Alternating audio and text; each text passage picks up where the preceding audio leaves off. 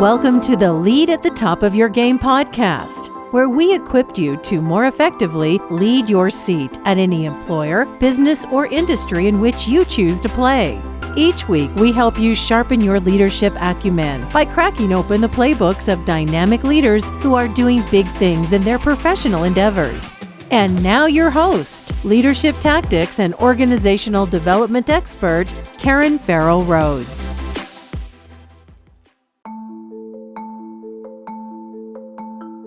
Hey there, superstars. This is Karen, and welcome to today's episode.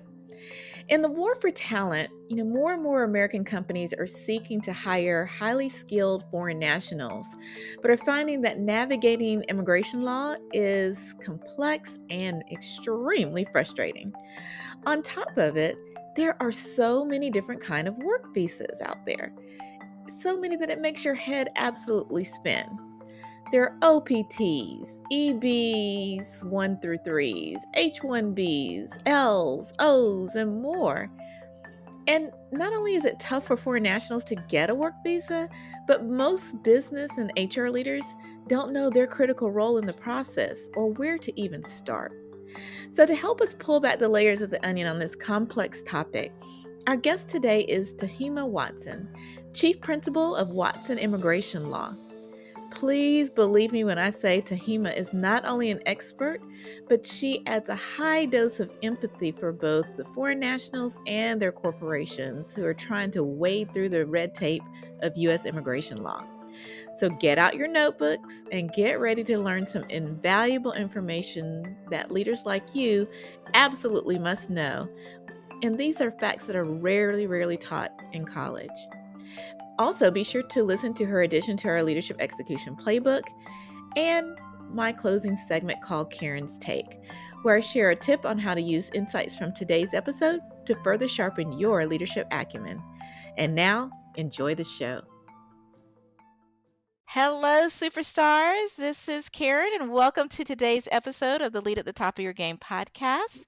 I am super honored to bring a true treat and treasure on our show today. We have Miss Tahmina Watson of Watson Immigration Law.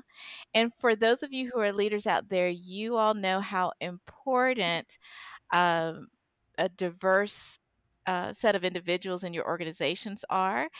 And a large part of our workforce includes those that are needing things like work authorizations, um, and approvals to work in the US. And so we're so happy for her to open up her playbook a little bit and tell us some of the critical things that we, as leaders of organizations, should know a bit about immigration law. So, welcome, Tahmina, to today's episode. Thank you so much, Karen. I'm so honored to be here. Thank you for Oh, having me. we're so happy to have you. So, are you ready to give us a sneak peek into your playbook?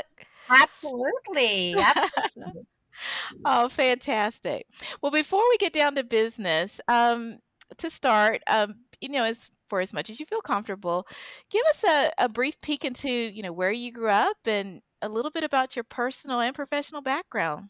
Sure. Well, I was born and raised in London, UK, and then for Hmm. a little bit of my life, I lived in Bangladesh, which is a small country next to India. People might know of it because it's been in the news for the Rohingya Yeah. refugee crisis. Yes. And when I came back to London at the age of 18, I went to university and law school. And eventually I found the love of my life, who is an American, and I moved to America in 2005. And then in 2006, I started to practice law. But, I have to tell you that as a young uh, teenager who was traveling from one country to another, I was pretty upset with my parents that they moved me around so much. Mhm. But in my adult life, I feel as though that was the best education that I could ever have had, living in different countries, learning about different cultures and languages. Um, it enriched my life in a way that I could not have understood when I was so young. But Yes. now, as a professional in the world of immigration, that background is so incredibly invaluable that I can relate to anybody who's coming from anywhere, really. And Yes. even though there might be some language barriers sometimes, that cultural understanding helps me relate to them and understand them and get understood to be able to meet their desires. I now live in Seattle, Washington, which you are familiar with. It's a beautiful part of the world. Yes. I have two little girls who are 12 and 10. And my husband is amazing. He built this podcast room for me, from which I am speaking with you. And I practice law. That's my day job, being an immigration lawyer, primarily with business immigration.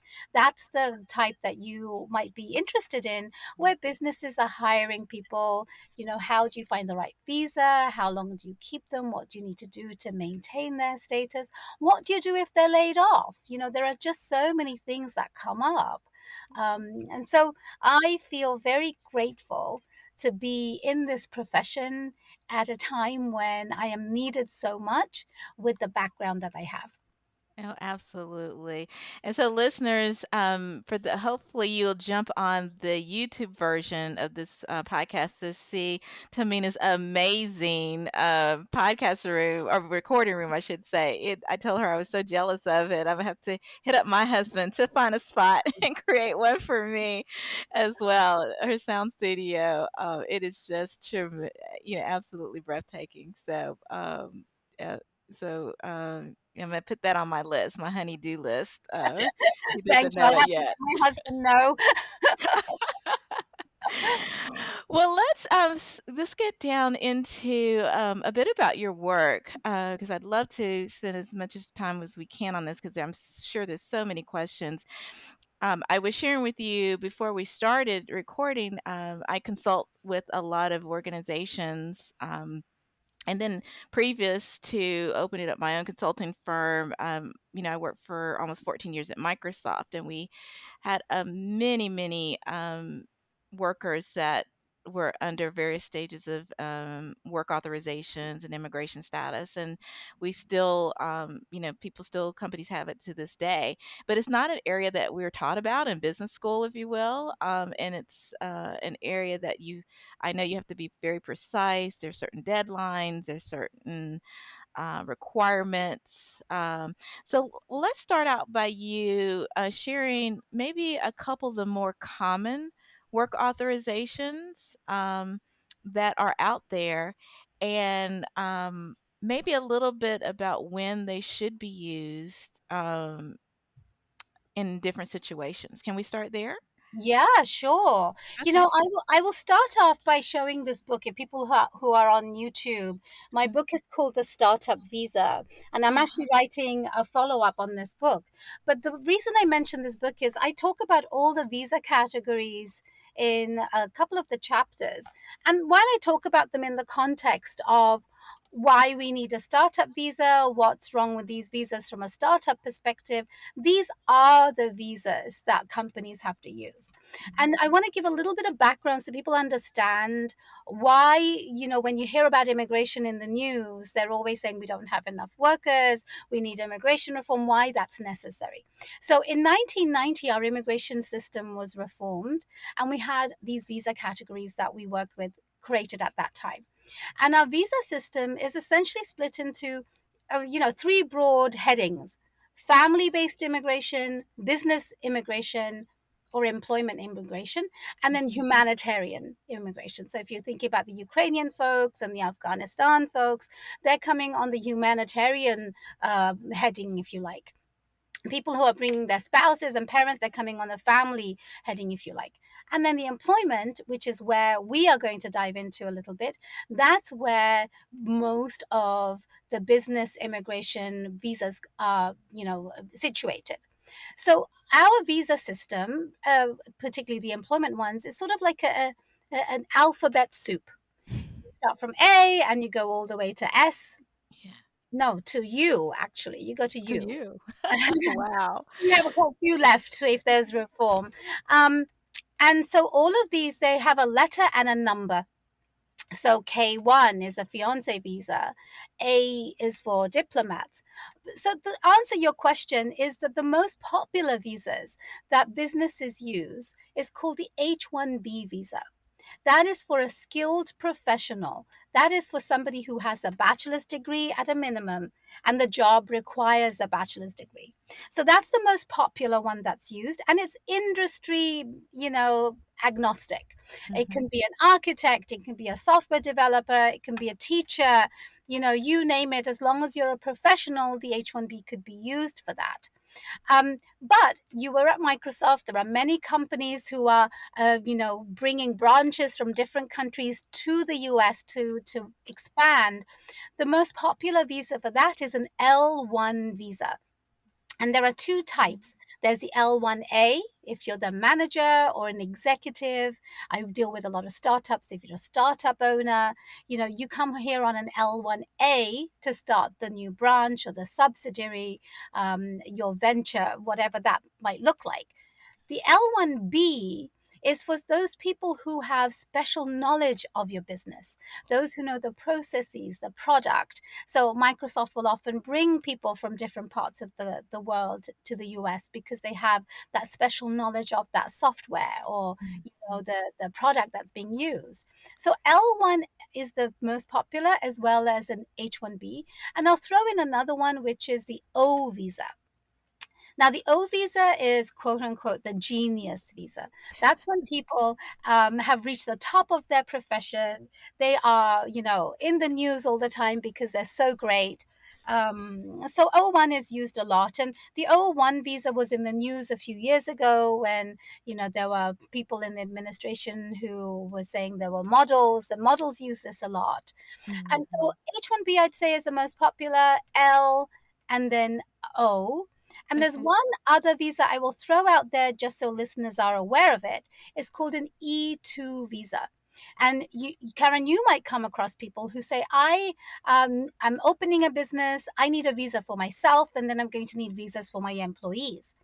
Often for that, if you are from certain countries where there is a commercial treaty with the United States, they can qualify for an E1 or an E2. Mm. And the requirement for that is really that you're investing your own money to for in a for-profit company, and you're going to do this for economic development for your business, for yourself, for the country. And so I'd say those are the four most popular ones, and we use them on a regular basis. Oh, oh my gosh, that's so helpful to know all of the different more popular ones.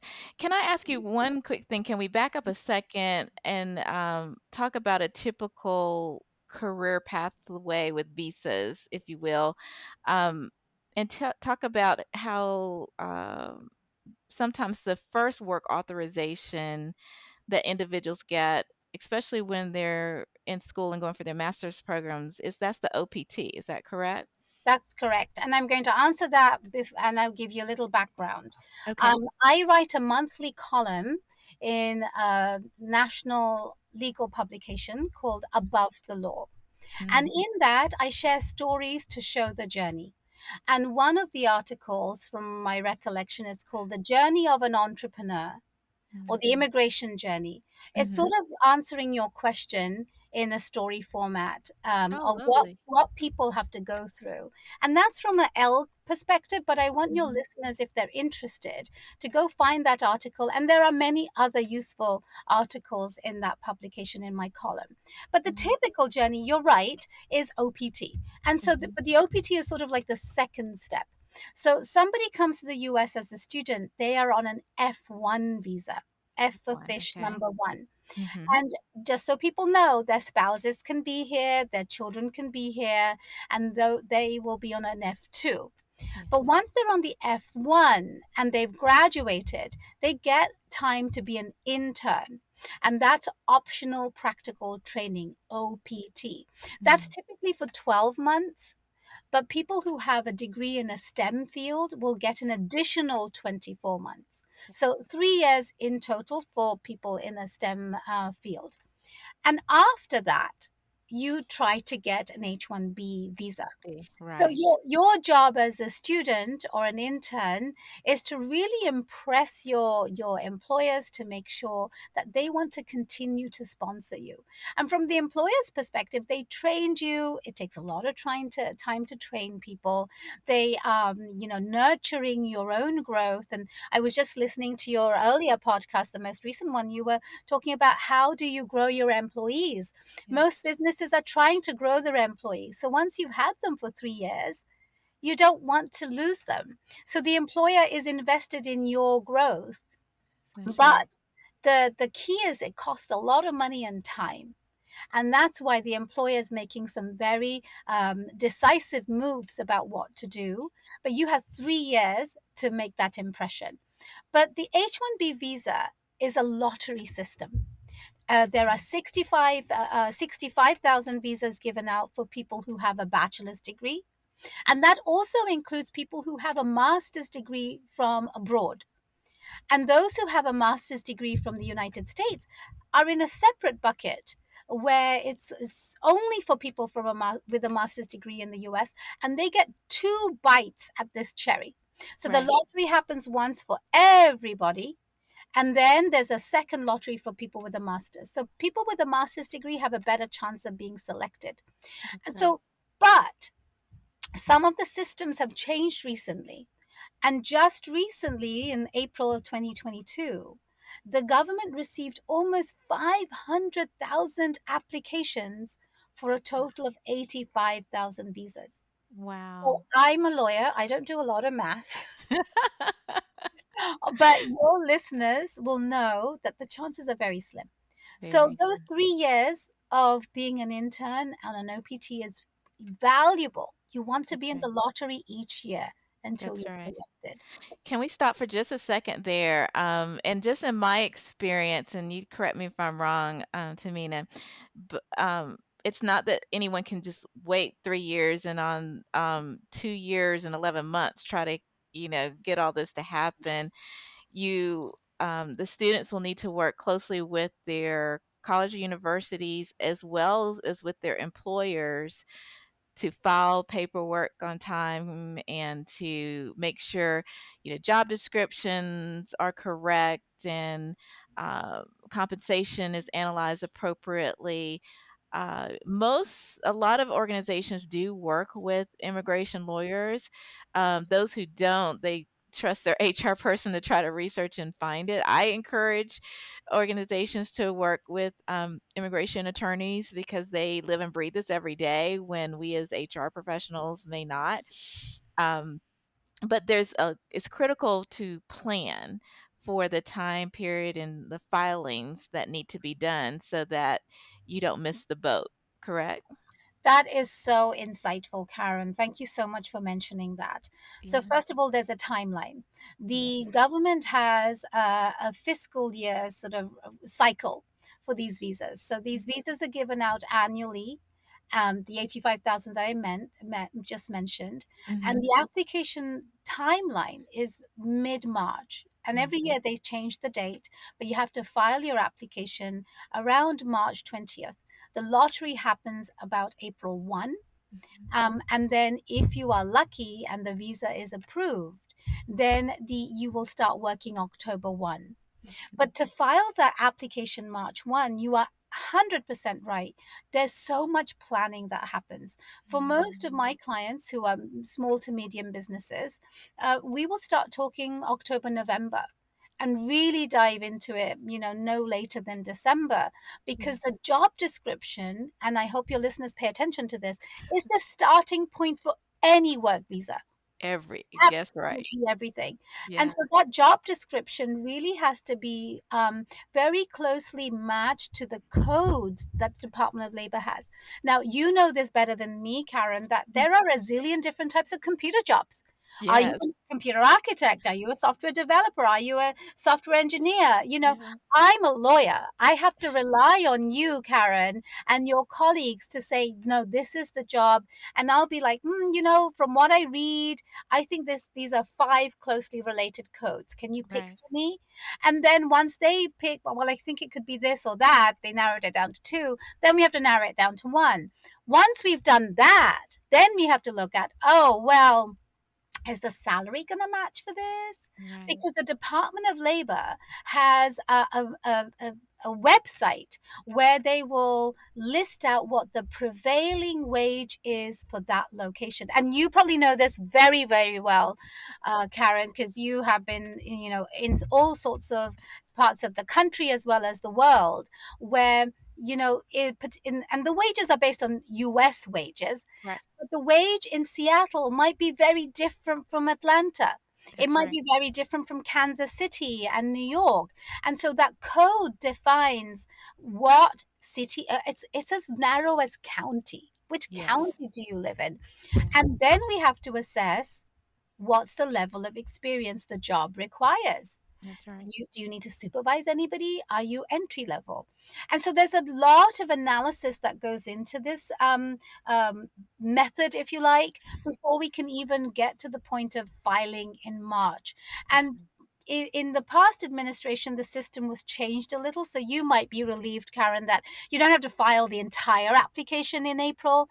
But to make sure that we do the due diligence, even if it's just submitting a name, we need to make sure that once that name is selected, we can run with it and make sure there are no shortcomings to that application. So you're totally right. And the other thing that is important that you mentioned is working with the school, because oftentimes, at least for the first 12 months, the school needs to say, yes, you can go work. In the second 24 months of an OPT, the school has to do a lot more rigorous work, both with the HR folks as well as the school. The lawyer doesn't play much role in that. Right. But when it comes to the H-1B and the lawyer, who stems their head through this process, the student has to continue to work with the school to say, hey, I'm doing this. Make sure your system is updated. That's Because the right. system, which is called SEVIS, SEV for Victor, IS, is closely working with ICE, and if something falls through, people are looking at deportation. So it's Mm. very, very important. There's a triangular, close relationship with the school, the HR, and the lawyer. Oh, wonderful. Oh, such great nuggets. And then also, Tamina, once say all the stars and moons are in alignment and they get the H-1B visa, then at that point is when they should start talking about to their employer about green card sponsorship, correct? Yes. And what's really important to know is that this system is complicated, Very. time consuming, frustrating. Policies can change depending on who's in the White House. Mhm. And the waiting time, depending on where you are born, can really drastically differ. And Yes. so, where do we even begin this conversation? That would take up about 5 podcasts probably, but I think what people should know from my experience is that Tamina's right. It's a long process. I do recommend that you find an expert, an immigration lawyer or attorney just similar to or go directly to her, because they need to handhold you through. Because as she said, things change and you might have to refile information or go in a different direction, or you have to address whatever nuances have come up at that point in time, and it can take years to That's get right. the That's actual green card. that's right. So I want to just maybe paint a picture for people. Okay. The H-1B is a non-immigrant visa. Mhm. It has dual intent, meaning you can live here or not live here, but it's for a temporary period. So Yes. when you first get the H-1B, it's for 3 years, and you can extend it for another 3 years, a total of 6 years. It's a temporary visa. The process you go through to get that H-1B is very different from the green card, which is an immigrant visa. Yes. Now, for most people, and you probably saw this daily, Karen, at Microsoft, that Yeah. people are anxious. The employees are Yeah. anxious about what are you going to do after the 6 years. That's Now, right. people can stay beyond 6 years, but the green card application, which is a separate thing, must have been filed for at least 365 days before they can extend. So that means this application for a green card must be filed before the fifth year. But the preparation to get to the filing stage can easily take 18 months. So Yes. the first 3 years, maybe the employer is sort of figuring out whether I'm going to do this or not. And for the employee, they need to know that it's a cost to the employer. Yes. Per application, it's about $15,000 at a minimum, Hmm. spread over time. But Karen, you saw this. You were inundated with the work that needed to happen.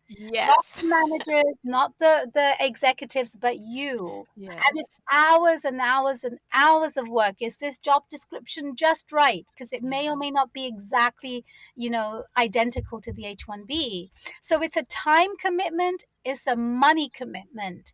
And Yes. when that happens, when you filed for that green card for a specific job, and let's say at year 5, you are now so experienced, you need to move on to do different things with the employer.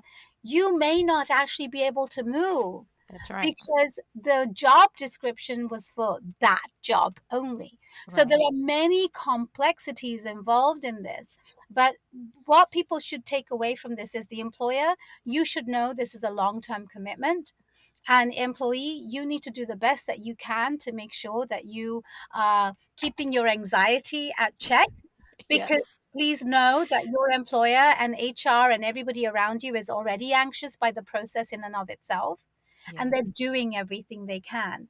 The unknowns that come on are like COVID. Something that Yes. used to take 2 months is now taking 8 months. That's And right. that really has a ripple effect on this timeline. So for our clients, we create a timeline of what we need to do, and Yeah. then we have to adjust. And sometimes we can, sometimes we cannot. Yeah. And you have to go with the flow. Patience is key. Tamina is so correct. And for those of you who are employers, executives in companies, I do want to encourage you all to still consider supporting your employees during these processes because yes, it is a bit of money, an investment. But in the broad scheme of things, the amount it takes to re-recruit and find individuals with the particular skill sets and specialties, especially in the STEM fields, um, it's easier to actually, keep them and nurture them and keep them with your company. And I have found that those employees are very dedicated to the employers who took the time and money to support them, and they usually have a longer tenure on average than those who don't go through the process. So you should know that. And then the other last thing I just want to make sure people know it. And you can ask your company. Some companies do require you to, if they sponsor your green card status and you get, make it through, they do require ask either like a 12 or 24-month work period.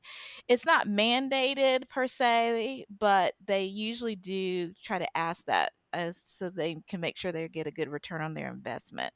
So I just wanted you to know that possibility is out there. Totally. I think that's really good advice.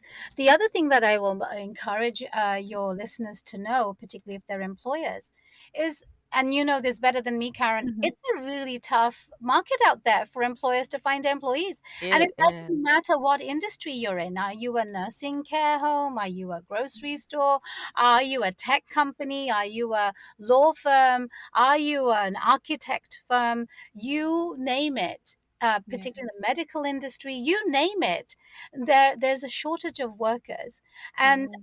one of the things that one client had mentioned to me, which I didn't really understand until he mentioned it to me, Mhm. is when you're recruiting, you can't always find the right people. But when you're No, taking somebody who's a foreign student, an international student, you're not paying a recruiter for a recruitment fee, as far as I understand. And even though you might have a cost incurred for the H-1B, it all balances out in the end. it does. And if you are running your business right, hopefully you will get that in, return on investment. And so it's a time where Karen is absolutely right that these folks are generally more dedicated, more loyal, and they really perform because they want to Mhm. perform. Immigrants are so hardworking, no They matter are. which industry. They want to succeed. They've left their home to really showcase what their life can be, reach their potential. So I think it's a win-win, Mhm. not just for the business, but the consumer who is getting their products, as well as the country and the economy. Mm. Oh my gosh, so many nuggets. I mean, we could talk for days on this topic, but I know you're going to have to run it a little bit. So before we go, for you, you've done a lot of writing, research, and supporting, have a practice all around immigration law. What are some things that you do to stay on top of your game as a leader in your industry? That's such a great question. I think immigration is a fast moving area. While Mhm. the law doesn't necessarily change and we want it to change, policies and procedures change all the time. So, Yeah. as an immigration lawyer, I am part of an association for immigration lawyers. So, they make sure that we are updated on the latest. And so that's very, very important to me. But I Mhm. keep up with the news. Making sure that I understand what's going on in the economy and how immigration can be part of a solution. So that's Mhm. part of what I address in my column in Above the Law. So it's Mhm. abovethelaw.com. Okay. Um, and, I learn from my clients, what's happening, what's the trend. At the moment, the trend is a lot of tech startups are laying off people. Yeah. And what do you do as a business owner? You need to know what your obligations are in that. But as an employee, you need to know what's happening there too. So I do all of those things, but I find it's important for me to educate people. So Mhm. I make sure that I do the best of my ability to educate and inform through my writings, my podcasts, my presentations, my speaking opportunities, because there is a huge misunderstanding about what immigration is and what immigration means to America. And people like me who have the knowledge and who is an immigrant as well, I am able to make sure that people can understand. So I take it upon myself to make sure I do the best of my job to make sure that other people can understand what I do and why they need people in this country. Wow, you are such a treasure, and I hope you continue to do and live and help in your passion because it is so needed. Before we go, as you know, I wrote a book on leadership execution of what some of the top leaders do, and there were 7 tactics that the research really brought out that well, there were more than 7, there were about 52, but there were the top 7 that was a real clear demarcation line that if you did these 7, the chances for you excelling in a leadership effort really dramatically increased. And so I was curious if one of those 7 kind of popped out for you by chance. I think, and I think your book is so important, and I'm going to take a picture of it with you, Okay, and I'll send it to you. please. Um, Courageous agility, I think, is very important. And I Mhm. think in the immigration world, people will know what happened in the last few years. Courage was everything. Yes, yes. Courage was everything about showing up at the airport, showing up at the border to make sure that baby that was taken away from the mother, that mother has been given some representation Yes. there, and everything in between. Courage is everything. But courage can be in that big way, but courage can also be what happened in COVID. How do you help your client? One of the things that we saw in immigration is these are all unprecedented. Green card Yes. holders being stuck outside the country when they're not allowed to be so. Mm, People who are in the US that shouldn't be here longer than 6 months stuck here. that's right. It's all nuanced, new, unprecedented things. And people didn't have answers. But you can't just sit there and say, well, there isn't an answer. Mhm. You've got to find a solution. I That's have right. a client that got stuck outside the country, couldn't get on a plane, and their case was denied in the US. I went to so many lawyers for second opinions and help saying, what do I do? This is unjust. There wasn't a single answer. So I had to say to my clients, look, this will not work. Maybe will work. I don't know, but this is the only thing we can try. Mhm. And that courage to say, look, client, I may not be able to do this and win this, but this is the only thing I need to do. I can do. Please hang in there. That becomes a team effort because Yeah. they are anxious. Their lives are torn apart and Mhm. it's, hanging in the balance. That takes courage, Yeah. courage to be able to deal with that anxiety, courage to try something new. So courage, I think, is so important. And I think I love that you put the two words together. Courageous agility, because agility is everything. If you are so rigid and this is same old, this is the way we do it, you can never move ahead in That's what right. the new situation requires. And so agility was very important, from the airport situation to separation of parents to COVID, all of those things. So that would be my favorite takeaway, although everything that you've written is golden. Oh, thank you so much for those kind words, and thank you for sharing that. Because I definitely understand how that's extremely important just in general in life, but also in the work you do.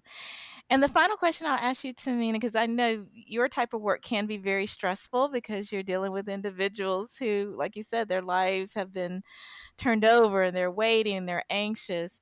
I'm curious, what do you do to decompress, so that to center yourself in your I'm, downtime? I'm so glad you asked that question because it's one of my favorites now. What is that? I think it took a long time to figure out how I bring sanity to my soul. I think until somebody gets to complete burnout, they don't even think they need help. Very true. And yeah, it's really at breaking point where you're like, okay, I really need to do something. Up until that, you think you're Superwoman or Superman and you think I can Yes. do it all. And so for me, the breaking point really was a year into all the airport lawyer stuff. So I started to meditate. I took meditation classes. My favorite app is Insight Timer. I started to use that. But when I Insight. realized, Oh, yeah, I okay. recommend it to everybody. I love that app. I'll You add it know, to the show notes. there are many out there, but that's the one that I felt very comfortable using. And it's very intuitive. You can say, oh, I've only got 2 minutes. You can find a 2 minute one. I just want to listen to music. I've got that. I want a guided meditation. But what happened in COVID is that I couldn't find a quiet space anymore. We have two law firms and two schools happening. And so I started to take solace in our backyard. And that's the beginning of what my next era will be. I started to take notice of birds and started to take photographs of birds. And now I'm a nature photographer. I accept that. I've embraced it. I love it. And I take bird pictures. And my camera is now really long, it's very heavy. And I've written about that too in my column Above the Law, how birding made me a better immigration lawyer. I hope people will read it. But I'd love people to check out my photos. It's at Tamina-Watson.pixels.com, or just Google Tamina Watson photography.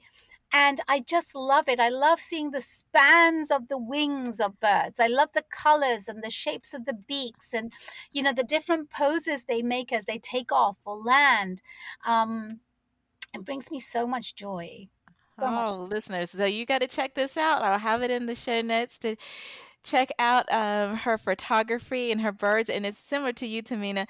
During the COVID, I love to garden, and so because we were all sequestered, it was a way for us to bond with nature in a safe space. So, and we have bird feeders and all kinds of things as well. So we have a mutual appreciation. Love it. Love it. Well, I have never appreciated nature more. I I love it. bet. Me too.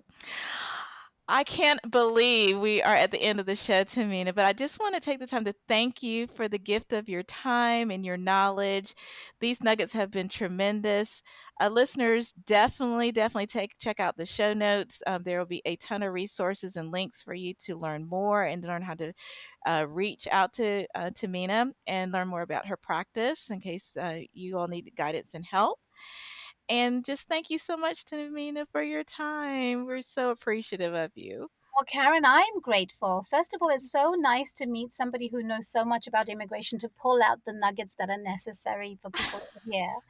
And I'm just so glad that you're doing this. I Oh, think thank you. HR is such an important issue right this moment. It is. And people like you are able to guide employers. So thank you for doing what you do, and thank you for Oh, giving me the honor of being on your show. oh, no, thank you. Well, thank you again and have a wonderful rest of your day. You too. I hope you enjoyed our conversation today with Tahmina Watson, Chief Principal of Watson Immigration Law. Links to her bio, her entry into our leadership playbook, and additional resources can be found in the show notes on both your favorite podcast platform of choice and on the website leadyourgamepodcast.com. And now for Karen's take on today's topic of immigration law. To be honest, I can't top the fantastic nuggets that Tahima shared with us, but I can share a few tips on how business and HR leaders can prepare for their role in the process. So, my first piece of advice is to start by retaining an immigration law attorney. The investment is well worth it 5 times over. They live and breathe this work, and you likely don't have time to stay on top of all the policy changes that occur actually daily. And I know that one misstep can cause you and your employee to have to start the process all over from scratch. Or they may place your application at the bottom of the pile, and we definitely don't want that. The second tip I wanted to give you is to be thoughtful and comprehensive when writing the job description that the employee is in. Don't cut and paste one off the web. Really think through and capture the full complexity and comprehensive nature of their role. Also, think about if you expect the employee's role to expand at some point. Your immigration law attorney will need to know this in order to plan accordingly while not putting your visa application in jeopardy. And then, my third and last tip is to set aside a budget for the visa process. Ask your attorney for an estimated cost and immediately seek approval from your CEO or CFO or whoever is your company decision maker. You usually don't have to pay all the fees up front, but you should be ready to cut a check whenever your attorney advises. Not paying filing fees on time can definitely jeopardize the application process. So, if you enjoyed this topic, everyone, more information on developing stronger leadership acumen can be found on our website at shockinglydifferent.com. Thanks for listening and see you next week.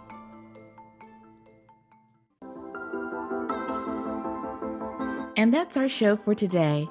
Thank you for listening to the Lead at the Top of Your Game podcast, where we help you lead your seat at any employer, business, or industry in which you choose to play. You can check out the show notes, additional episodes, bonus resources, and also submit guest recommendations on our website at leadyourgamepodcast.com. You can follow me on Twitter, Facebook, Instagram, and LinkedIn by searching for the name Karen Rhodes, with Karen being spelled Karan. And if you like the show, the greatest gift you can give would be to subscribe and leave a rating on your podcast platform of choice. This podcast has been a production of Shockingly Different Leadership, a global consultancy which helps organizations execute their people, talent development, and organizational effectiveness initiatives on an on-demand project or contract basis. Huge thanks to our production and editing team for a job well done. Goodbye for now.